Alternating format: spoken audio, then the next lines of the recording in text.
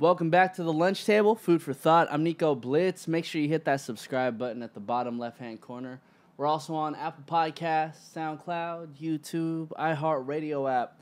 My next guest, I think I just found her on the internet. Shout out to Instagram. And I immediately saw her writing credits. Let me just name a few people for you. Chris Brown, Dolla Sign, and Danileigh. And today, on 7-Eleven, she actually just dropped her new song called Receipts. And it kind of reminds me of Same Girl by Usher and R. Kelly in the way that storytelling, in its storytelling process, right? And to me, that is such a lost art form in music today. So shout out to my new guest. I would say her name, but I'm probably going to fuck it up for the first time, so I'm going to let her introduce herself. What's up, guys? I'm Mayila, and yes, thank you so much for having me. So Mayila. Mayila, like Maya with a little bit of la. Okay. See, because me and Della were kind of like going back and forth about how to pronounce your name, and I'm just like, okay, tomorrow I have her in. I don't want to fuck this up. So Mayila. Yeah, it takes everyone like a good 3 months to figure it out, to settle into it. And that's your real name, right? Yeah, it's my real name. That's dope. I always commend people who go for, just their real name, especially because your name is just so unique. Yeah, thank you. Like, where does it come from? You don't know? I have nothing. It's just... I don't know. I can make up something right now. Oh, go ahead. Let's see what your fabricated story could be. I feel like, I got a little city in me, so it's probably from New York. From Brooklyn, and it probably mean what up, though. Okay. What up, dough? That'd be a dope ass tag. That just like tight, add to the intro of your song. What up, dough? That would be tight. So Mayila, crazy credits. How do you even get into songwriting? Did you start off just writing songs, or did you want to be a singer initially? Honestly, I thought I was gonna be a dancer. Oh. Yeah. Yeah, I thought I was going to be a dancer at first, and I thought that was going to be my way into music. I studied pretty much everything growing up: dance, singing, acting, the whole shebang. I was one of those theater kids. But yeah, through the course of just life events, I got opportunities in songwriting, and I just walked through the doors. So don't just stumble about all that. I want to know all these life events. I'm gonna get into the nitty gritty. But yeah, in 2016 I got the opportunity to intern at Atlantic. Oh wow. Yeah, back in New York. Intern as a what were you doing? Just in the office. Intern? Oh, okay. Yeah, just paper, working. coffee. Yeah, all that. The whole I had to iron a few shirts, yeah. The regular intern treatment. But yeah, I got the opportunity to do that. I just literally applied online. And that really kind of catapulted my career and just set up my network, really. And I didn't really push my music, but people started to hear about my music just through the producers that I was working with. And I eventually met Hitmaker, who's an A&R there, and I pretty much chased him out to LA to work. Damn. Yeah, I came out here with $50, and you're crazy. You couldn't even pay for the flight. I know. I borrowed it from my dad. Okay.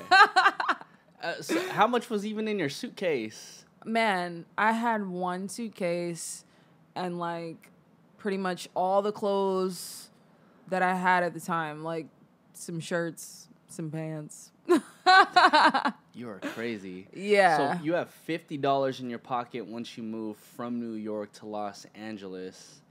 How do you maneuver? Man, I hopped a lot of trains.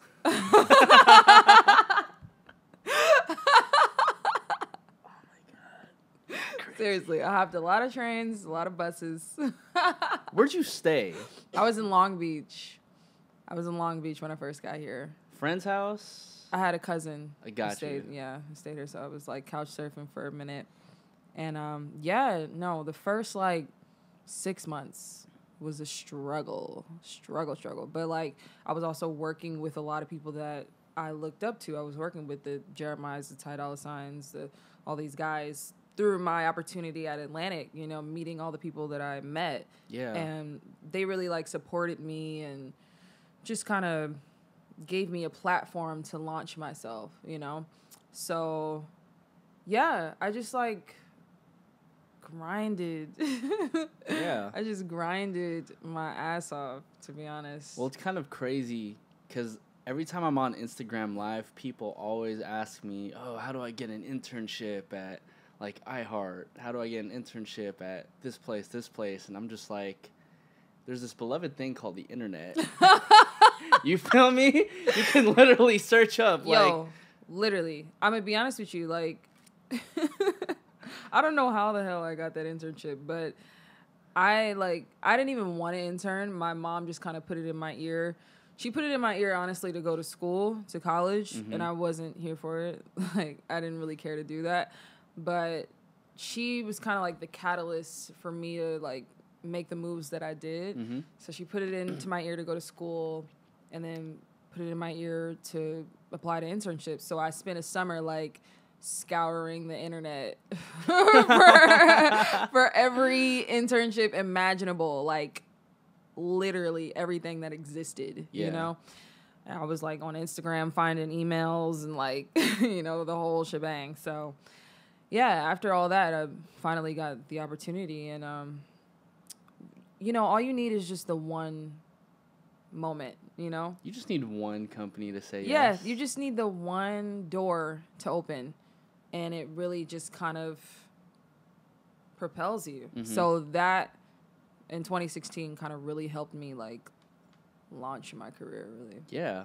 So then you get this internship at Atlantic, right? How do you find yourself in positions to work with Hitmaker?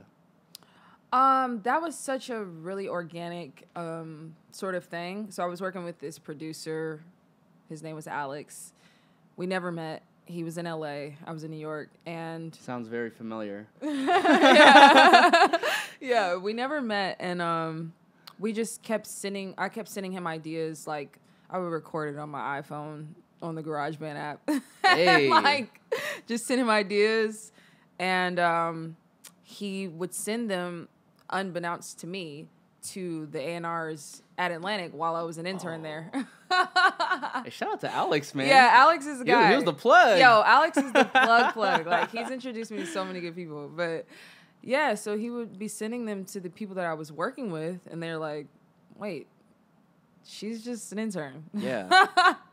So, one of the A&Rs, Lon Ray, pulled me into her office and was like, yo, I'm hearing your music. I think you're dope. Like, damn, what can we do? You know? And super just organic serendipity sort of, you know, moment. And then the one time when she called me into her office, Hitmaker happened to be there, heard my song, and was like, yo, I think you're dope. And I just really, like, pursued all these doors, you know? I'm like, okay, cool. You think I'm dope? Well, let's continue to work. Yeah. And, yeah, so I just have been chasing all of the opportunities and the doors that have been opening. So then what's your first session like with Hitmaker? Well, the first one was in New York, and I was just playing this song. I had this song called Lemonade that I wrote back in 2016, and for some reason, people really love that song. Like, can you share the hook with us? It went like, lemonade's been on me, I don't let you get a taste. My body isn't afraid, want me, you gon' work for it like, ooh, la, la. Run it up, run it up, run it up, run it up like, ooh, la, la. Look it up, look it up, look it up on me like. Hey, that's ill. Is that out? No, it's not out. It's not out. I'm still trying to figure out what I want to do with it, to be honest. Well, Dayla's probably going to chop this part of the interview and then sample it or something. You know what I mean? Like, make some vocal chops with it. But that's cool. So then he ended up hearing Lemonade. Yeah, like, I don't know what it was about that song, but people really loved that song. Mm-hmm. Like, DJ Self at one point reached out to me and was like, yo, what I gotta do to have this song? Like, it was just a weird moment. Yeah, but anyway, yeah, so the first session, I was just, like, playing the song. We were just trying to make it better, rearrange it, and that was really the moment where I was like, yo, I have to capitalize on this. Where are you going to be next? Mm-hmm. And how can I continue to work? That's when I was like, okay, shit, I got to go to LA now. Yeah. You know, and luckily for me, my internships were ending and just the timing happened to be right. And so you're saying high school happens, right? And you're all into like the artsy type stuff. Immediately after that, you have this tear between your mom wanting you to go to college and you just want to do an internship. So you do this internship, like, for how long? Just over summer? No, it was like a year. A year long. Yeah. So then after that 1 year, immediately after that 1 year, you come to LA? Mm-hmm. So how long have you been here for? I've been here 2 years. Damn. Yeah. That's crazy.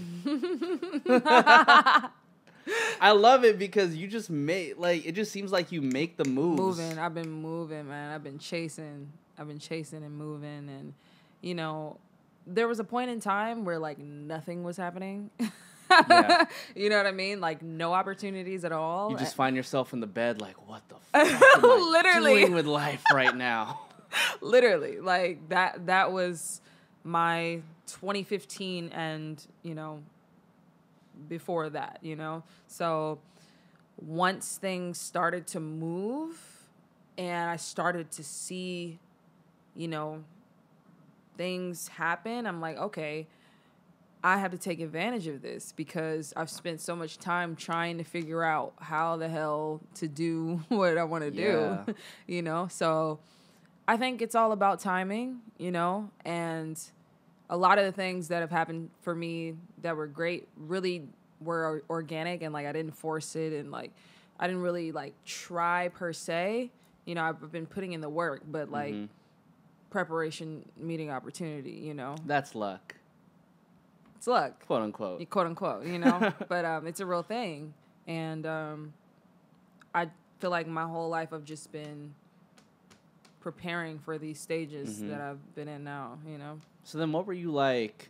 So now I feel like we're in, like, the fast mode, you're always running type move. Like, what were you like before that? Like, during high school, when you were a kid? Oh, man. Honestly, I had no idea what my focus was going to be because I had so many creative interests. I love to dance. Like, dance is, like, my favorite thing. I love to act. And I spent some time, like, in elementary school doing visual art and acting. So I was just like, what the hell do I do? Yeah. You know? Like, you have so much on your plate. What do you eat first? You know what I mean? And that's one thing that I do notice and recognize within myself when things started to work. It was because I was focusing on something and putting my energy into one thing. And I feel like when you focus in on one thing, that opens the doors for a lot of other things, you know? So really I just spent time throughout my childhood developing all of those things that I loved. So, you know, in all the lessons and all the stuffs, you know? But I think through the experiences, like once I moved to New York, I was like, okay, I need to write songs, you know? This is something that I know that I'm great at, and I know that will help me move in the direction that I want to move. So once I moved to New York, I just was writing, like, literally nonstop, every second of every moment. Like, and this is when I was also broke because I was an intern. I had no money, you know? So I would be, like, recording on my iPhone headphones. What a boss. Shit. Super struggle. Those first you made demos, it happen, though. Yeah. With those first demos. First demos, all you hear is, like, train sounds in the literally. back. You hear hella chatter, like... It's like, what the hell did this intern send us today? Literally.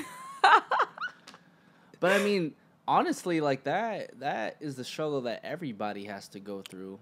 I think people have this expectation of, once I get the top-notch equipment in the world, that's when I'm going to sound better. That's when I'm going to do better. But, like, it all starts with, like, the nitty-gritty type stuff. Like, 100%. I still have, like, this small-ass MIDI keyboard somewhere stashed in my room.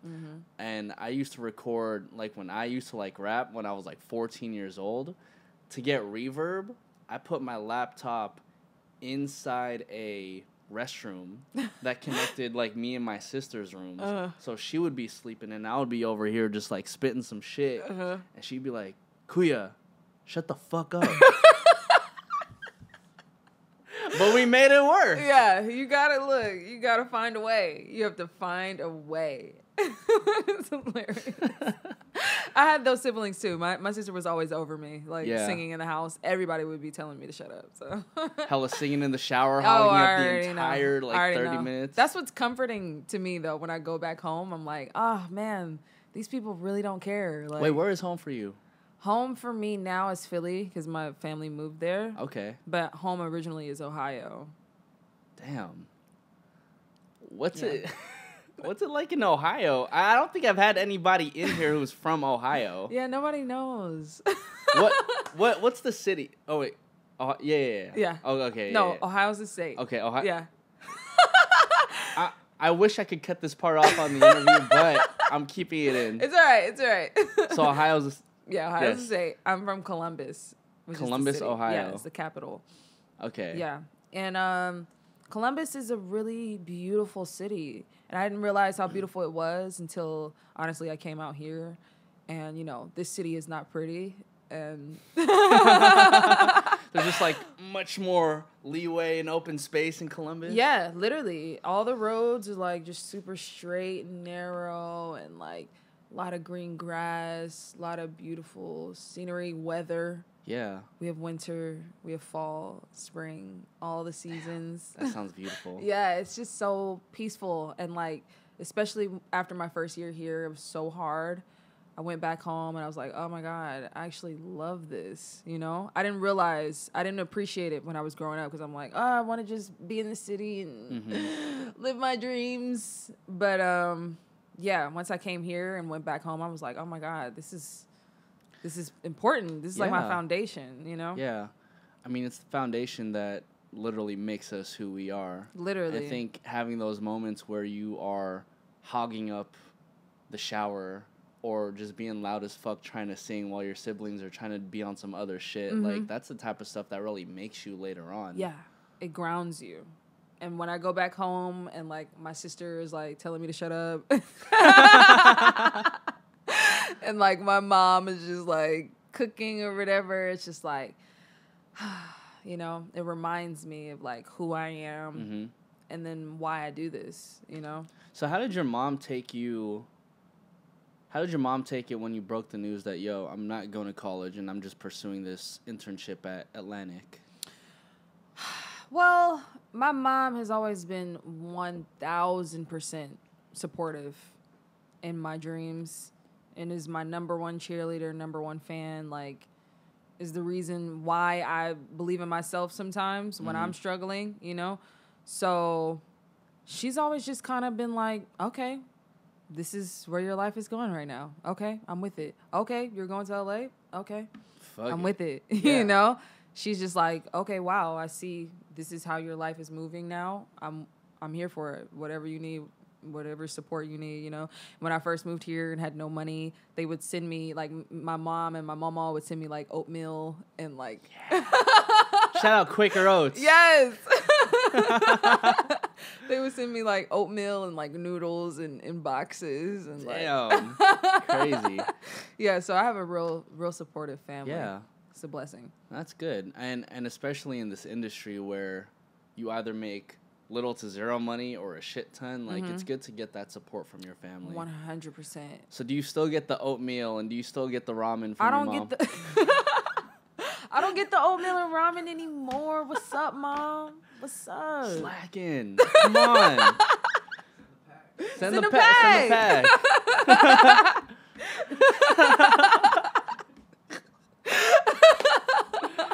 shit. I need to ask you this. Because I just had a conversation with somebody at the bar yesterday. Have you eaten Spam?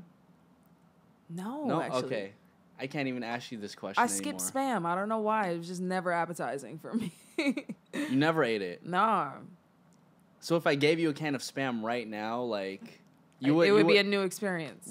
Like, would you keep it, then would you eat it? I don't know if I would eat it. I don't know, man. I've always been skeptical of Spam. Because what is it? It's like schmeat. It's just like schmeat. It's like a hot dog, but like flat.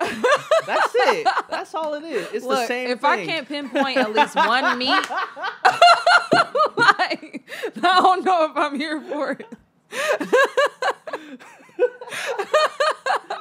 Fair enough. Yeah.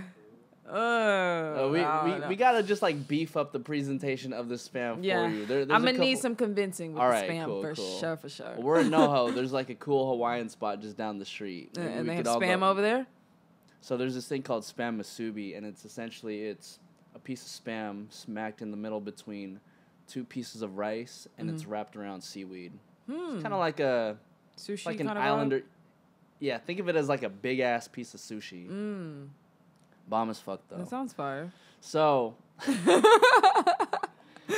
so now you're in LA, right? And you continue your songwriting.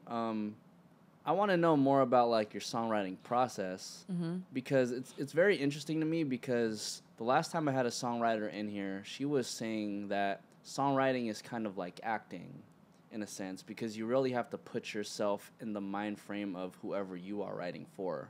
So how do you get into songwriting for people like Chris Brown or Danileigh? Like, what's your thought process like? You know what? That's so interesting. And I understand that perspective as far as like I have to pretend to be this person. But for me, I kind of always just do whatever feels right for the music. And like every placement that I've gotten has been very organic, like just relationships with the artists or producers. And I always just kind of write whatever I feel and go from there. Send it off. You know what I mean? Like I just kind of keep it very organic. Like working with Danny, I know her perspective and I know the kind of cadences and stuff that she does, so I'll keep it in that spectrum. But also, like, that kind of music is a personality of mine, so I just, like, do whatever feels right for the music, you know? That's just kind of my motto, like, whatever feels right. Because if you fuck with it, like, somebody else is gonna fuck with it, you know? For sure. So, and I think that's a really good way to go about it. Yeah. Because you kind of don't, in that sense, you don't force yourself to like write for somebody. Yeah, you don't box yourself in. You know, it can go anywhere. If you're stuck writing for a Diddy and you Diddy bopping all over the record, you know, it ain't gonna go to nobody else. You know what I'm saying? So. And imagine the chain of command it has to go through just to get to Diddy. You know what I'm saying? Yeah. So, yeah, I just always keep it very fluid and open. What song have you had written for Danileigh? This song called Don't Mean Nothing on her first album. Okay. Yeah. I did it with this guy, Vori. Oh, he is dope. I heard of him because he was on the 88 Rising album last year. Yeah? Yeah. Tight. Yeah. Yeah, he's fire. That's tight. What about for Chris? I did something on the My Ty album, the joint album that Jeremiah and Ty did. The song called Surrounded. Okay. See, I don't want to get into that. I'll just say this. My Ty wasn't like my favorite. It wasn't like my favorite album amongst all of Ty Dolla Sign's, but I wish it could have went much farther. Yeah. You know, you never know where stuff is going to go. You just work and do and put out. Even as an artist for myself, is like you just work, do, create, put out, see how it's received, you know, and continue to navigate through that. And you collect numbers based on how people receive it. Like, okay, people fuck with this, or no, they don't really fuck with this, you know, and move accordingly. So that's really ill now that I'm thinking about it, because since you've had placements with all these people, you can kind of get an idea of, I guess like you get like a sample survey of like your best songwriting parts, you know what I mean? Mm-hmm. Like especially when you have like a Dolla Sign song that pops off, right? And like because you wrote it, you could kind of like capture what you did about that song and then kind of blend it into your own later on. Actually, I love what your perspective is, but for me, I keep like my sound and perspective completely separate from everything that I do writing wise. Like for me, I can be completely detached from a songwriting session, not even remember what I do. But for me, as an artist, I just make sure that nobody else has that sound, because you have to be very careful when you're a songwriter and you're an artist not to give your sound to everybody, because when you come out, then they're like, oh, well, you're just Danileigh too. Or, you know what I mean? Yeah. So you have to be very careful about, like, being protective of your sound, you know? I can really tell that you do separate your sound, because like I said in the beginning of this podcast, I don't hear too much storytelling nowadays. So when I listen to Receipts, it kind of just brought me back to the 2000s where storytelling was so prominent. Is that the type of music that you grew up on? Oh, man. My mama wear out some albums, I'm telling you. Yo, my mom wore out every major female R&B, major male R&B album from the early 2000s, you know, period. I grew up just soaking all of that up. And it's interesting that you mentioned Same Girl. Like, Same Girl was one of my favorite songs when it came out. It is so funny. Me and my sister always used to, like, play each role to each other. And nobody wanted to be R. Kelly. Like, oh, no. Ain't nobody want to be R. Kelly, right? R. Kelly don't want to be R. Kelly right now. Thanks. But I would always, like, force her to be R. Kelly, and I would be Usher.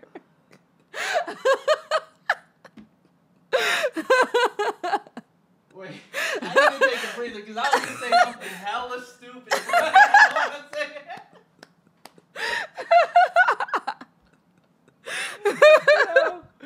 Okay, so then you got... But I really do, like, I mean, mentioning that one song in particular, because for the youngins who do not know what that song is, right, basically Usher and R. Kelly are dating the same girl, but then at the end of the music video, they find out that they're actually twins, but they try setting up the girl who they think is, like, actually playing them both. So when I seen your video, like, the setup was very similar in the sense, because both you and the feature, like, you guys come together at the end just to throw it in this his dude, face. throw it in his face, and he's all like, ah, man, fuck all this shit, dude. And it was cool, because even in that sense, too, I'm so critical about music, and especially music videos, and I'm happy that you hit the storyline, like, right on the head, because you two literally spell it out. Yeah, totally. I wanted it to be very clear, and then also it's like females don't come together on records anymore. Like, no. you don't hear female duets, like, at all. Yeah. You know? So I just thought it was really important to have that. And you're trying to think of one? No, yeah, I'm trying to think of one. I think the last one that I could really think of was Keisha Cole, Missy Elliott, and Lil' Kim. Let It Go? Was that? Yeah. Yeah. That song. Yeah. But that was even such a long time ago. That was a long time ago. How come? And then low-key, it's different when it's like a rapper and a singer. You know what I mean? That's it's true. A different vibe. Yeah. Because when it's like, when two singers come together on a record, like, it's different. I feel like I haven't seen that since, like, freaking Brandy and Monica. You know? Yeah. You know, it's been a minute. Why do you think we don't see those duets of females working together on music anymore? Yeah, I feel like females in general, and I can say this being one, don't have a habit of sticking together and being supportive of one another. And in music in general, there's always competition and, like, who's doing what, you know? So I just think it's important to, like, create this space where people are coming together and supporting each other and you know, congratulating each other on their music and being excited for one another. Yeah. You know, so I just thought it was important. And Alin, I love what she does. I've known her since before she was like putting out music. I met her like, she was one of the first people that I met when I was here. And just super good energy, just a real human, you know? And I was just like, man, it would be tight if we came together on this. Yeah. You two did it so perfectly. Thank you. Like your voices kind of mesh well together, but then they're different enough to be distinctual if you don't watch the video. Yeah. Tight. Is Receipts based on a true story?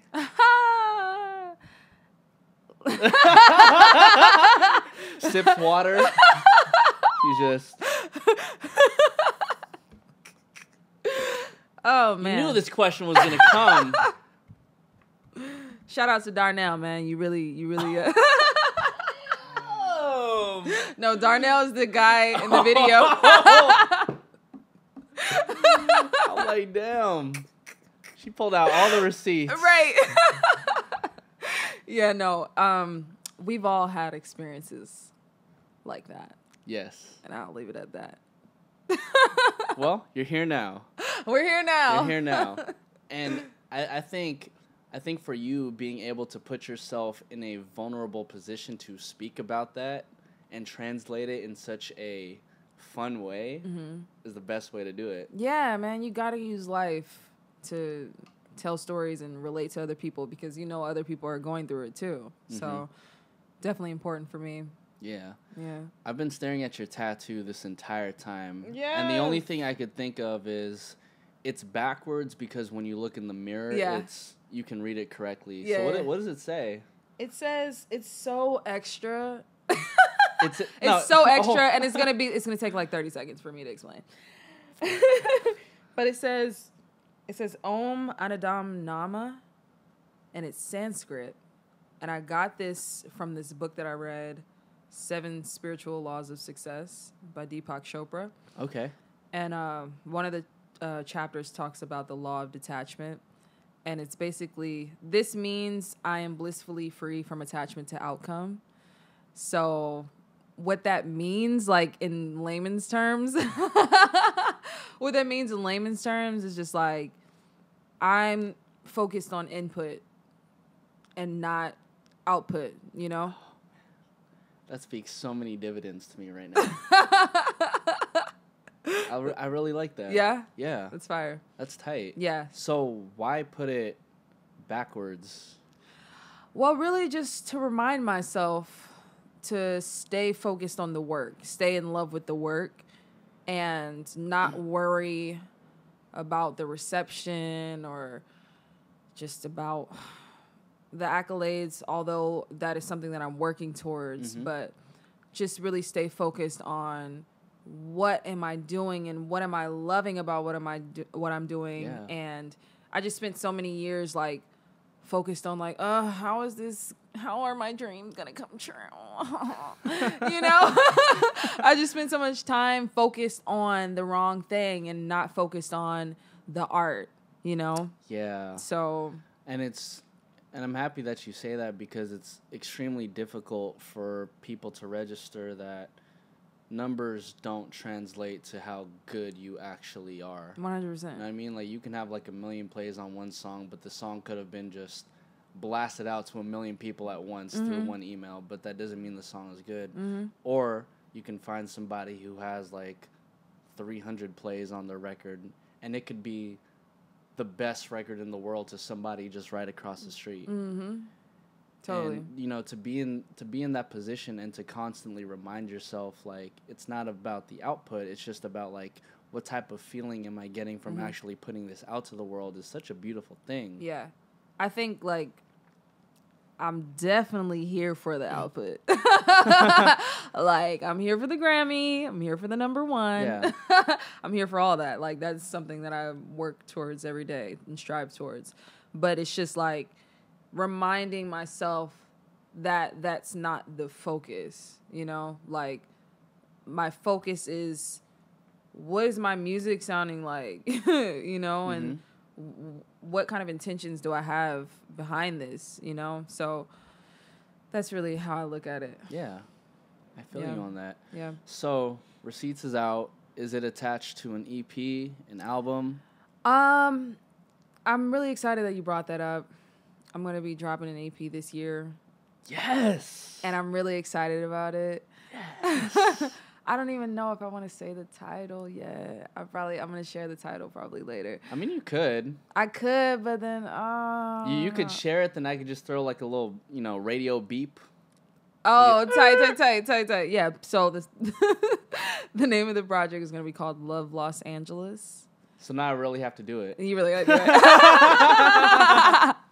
it. But it's really about like how beautiful and horrible and exciting and terrifying this LA experience has been for me. Yeah. You know, I like literally my second week here, I was slapped in the face by a homeless person, and it was a nice welcome to the city. I don't know if I would call that nice. It was a nice like preview of like, okay, this is the shit that we're gonna deal with. Okay, great. How do you get slapped in the face by a homeless person? Yo. I don't even know. What's so crazy is I was on the phone with my mom when that happened. So literally, like, I'm on the phone with my mom. Some homeless person comes behind me, slaps me in the face. And then I'm randomly. Like, random.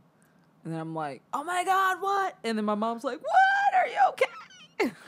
Walking home like, ugh, there's flies, pieces of snot, some shit. Like, I don't know what the fuck is going on. Yeah, so literally, I've been through some shit out here. You know what I'm saying? And I kind of just want to, in this next project, just talk about that. And I know there are a lot of people who are here and also elsewhere just having to rely on themselves and realize that, maybe other people don't have your best interest, and maybe you are your best friend. Like, that's one of the big, like, recurring themes on the project. So, yeah. Well, I'm excited for that. Yeah. It seems like there's going to be a whole bunch of storytelling. Oh, man, I got some stories. Which I am all the way here for. That's all I want. And, for me, listening to a project that has, like, a direct storyline to it just makes it that much more easier to listen to, because it feels like, with Receipts in its own, like when I was listening to it versus when I actually saw it, like I was already building a storyline in my head. So for the project that you'll be releasing this year, I'm hoping I get that same feeling that I got from Receipts. Oh, hell yeah. So where can everybody find you? On the gram and all that. On the gram. You can find me on the gram. At Mayila Music. Mayila Music. That's on everything. Facebook, Twitter, all the stuffs. Yay. This is The Lunch Table. Food for thought. I'm Nico, Blitz, Mayila, and we are out, everybody. Peace. Bye. Shout out to Della.